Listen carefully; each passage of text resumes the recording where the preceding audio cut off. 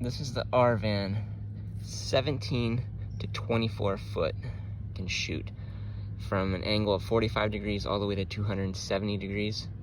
Let's go ahead and load this in to the sprinkler body.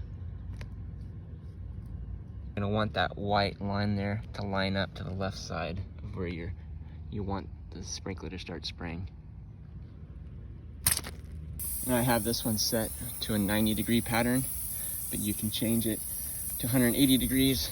This is another one that's 180 degrees. And if you want to change the distance, there's a collar down here. Turn it to the left, it'll turn it down. If you want it to go further, turn it back to the right. And these are gonna perform much better than traditional sprinkler heads. These do substantially better in wind. You're not gonna get much of a spray mist. These are a nice, strong water droplet pattern.